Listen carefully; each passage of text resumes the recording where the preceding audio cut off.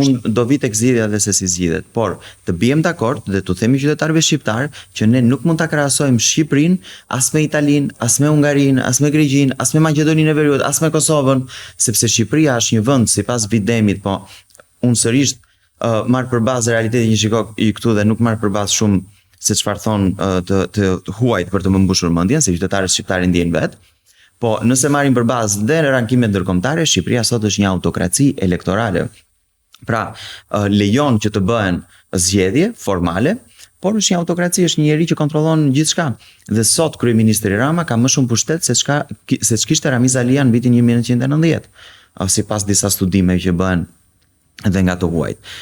Ndaj kjo është situata dhe ne nuk mund të themi që këtu nuk bën zgjedhje të lira dhe të ndershme dhe më pas në paragrafin e dytë të shtjellimit ta krahasojmë me vende ku bëhen zgjedhje të lira dhe të ndershme. Këtu këtë pyetje. Një vit para zgjedhjeve të përgjithshme parlamentare, për të disatën herë, zoti Bylik Bashi dhe zoti Gjeknuri ulën në tavolinë dhe ranë dakord për modifikimin e kodit zgjedhor. Pra ju në fund ditës, për sa i përket pak të një për elemente që është kodi zgjedhor, apo ndryshimet që kanë të bëjnë në lidhje me zgjedhjet, keni një dakordsi bipartizane. Tani keni dhe një reformë territoriale administrative që është një diskutim mes dy forcave, ka dy bashkëkryetarë, zoti Mbroçi dhe zoti Mazniku. Pra, ju nuk mund të flisni si një parti periferike, ju jeni partia, domethënë një nga dy partitë kryesore dhe i bëni reformat bashkë. Madje partitë e vogla nuk është më ashtu. Nëse kujtojmë kur është bërë ajo, kur janë bërë këto ndryshime në kodin zgjedhor në 2024, në verën e 2024-s të mos gaboj, ato kanë qenë reflektime ose ulje në tryez për të reflektuar vendimet e gjykatës kushtetuese dhe jo një reformë e mirëfillt zgjedhore, sepse nuk mund të bëjmë një reformë të mirëfillt zgjedhore pa trajtuar të gjithë elementet. Ju insistuat të hiqni hersin e Damianit, po prapë të lini të listat mbyllura në mas 80%. Pra ishte kërkesa e Partisë Demokratike, paktën kështu doli publikisht, ndërkohë që listat e hapura është kërkesa e shumicës partive që janë në koalicion me juve. Dhe ne kemi pranuar sot që flasim, kemi pranuar kërkesën e partive të vogla për hir të bashkimit me një front sa më të madh opozitar. Kemi pranuar ofertën për listat të hapura proporcional kontare. Kjo është reflektim Partisë Demokratike, themi. Unë kur them që Partia Demokratike është e gatshme të bëj gjithçka për të krijuar një front, për të detyruar qeverinë të largohet, të krijohet qeveri teknike, të shkojmë zgjedhje të lira dhe të ndershme, dhe të mundsojmë rotacionin politik, ne nuk e kemi slogan, nuk e kemi retorik politike. Unë e besoj vërtet. Pse nuk po realizohet ky front?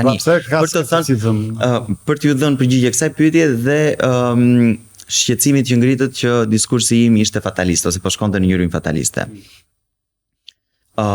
Në autokraci nuk mjafton vetëm një grupim shoqëror, një grupim politik ose çfarëdo forme që të ketë që të bëjë ndryshimin. Është e pamundur. Nuk mundet një segment i shoqërisë.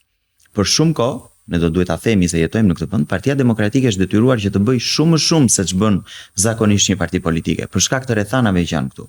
Edhe pse ka qenë e agresuar Partia Demokratike, sidomos në 5 vitet e fundit, sidomos pas 2021-shit, Partia Demokratike ka kaluar në një kalbar jashtëzakonisht shumë të rëndë.